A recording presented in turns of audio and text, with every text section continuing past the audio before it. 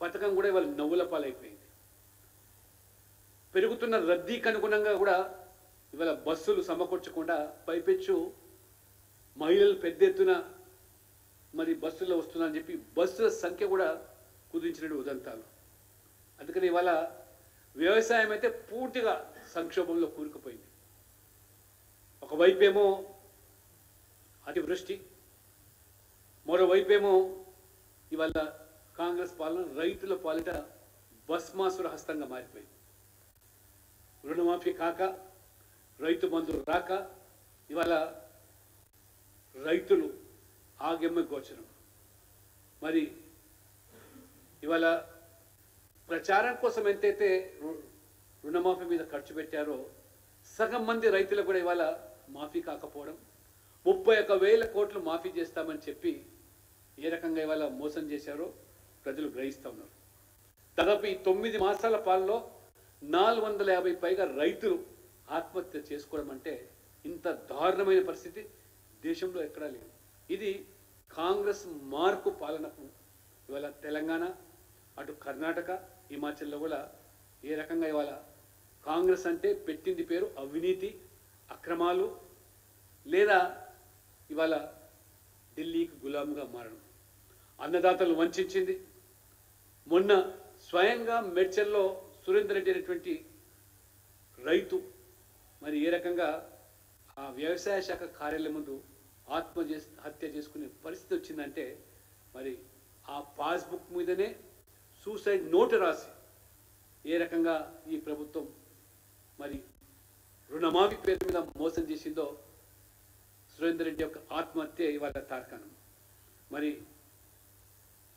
అనేకమైనటువంటి ఆంక్షలతో ఈరోజు సగం మంది రైతులకు మొండి చేయి చూపించి ఇప్పుడు పంట పెట్టుబడి మీద కనీసం సహాయం చేయకుండా మరో 2 నెలల్లో యాసంగి పంట వేసే టైం వచ్చింది.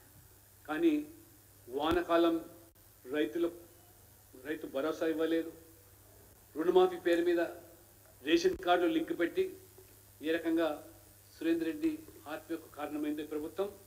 మరి రేవంత్ రెడ్డి ప్రభుత్వం అధికారంలోకి వచ్చిన వెంటనే కేంద్ర ప్రభుత్వం, నరేంద్ర మోడీ ప్రభుత్వం ప్రవేశపెట్టినటువంటి ఈ పంటల ఫసల్ బీమా పథకాన్ని అమలు చేసి ఆదుకుంటామని చెప్పినటువంటి ఈ ప్రభుత్వం దాదాపు మరి ఈ వానాకాలం నుంచే రైతులకు ఉచిత పంటల బీమా అమలు చేయబోతామని చెప్పినటువంటి మంత్రి తుమ్మల నాగేశ్వరరావు గారు.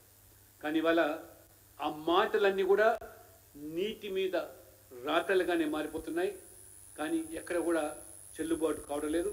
దాదాపు 2 సీజన్లు ఈ ప్రభుత్వం వచ్చిన తర్వాత పూర్తయినా కానీ ఇవాళ పంటల బీమా అమలుకు నోచుకోకపోవడం పూర్తిగా ఈ ప్రభుత్వం విఫలించిన విషయాన్ని, దాదాపు ఈ వర్షాల వల్ల 15-20 లక్షల ఎకరాలు పంట నష్టం జరిగినట్టుగా ఇవాళ ప్రభుత్వమే ఇవాళ అంచనా వేస్తుంది.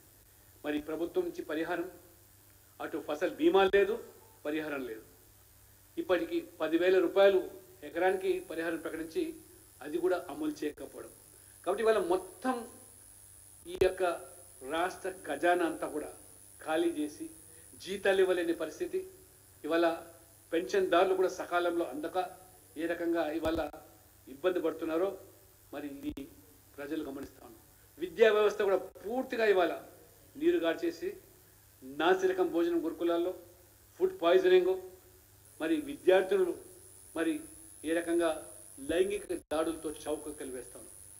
బాసర ట్రిపుల్ ఐటీ విద్యార్థులు ఆందోళన బాట పడితే కనీసం ప్రభుత్వం పట్టించుకోకుండా మరి ఈరోజు ఈ రాష్ట్రంలో టీచర్ల కొరతతో 1800 పాఠశాలలు, ప్రభుత్వ పాఠశాలలు మూతపడ్డాయంటే మరి విద్యా వ్యవస్థ ఏ రకంగా ఇవాళ పేదవారికి అందుబాటులో లేకుండా చదువుకుందామంటే చదువుకుందామనే పరిస్థితికి ఈ ప్రభుత్వం.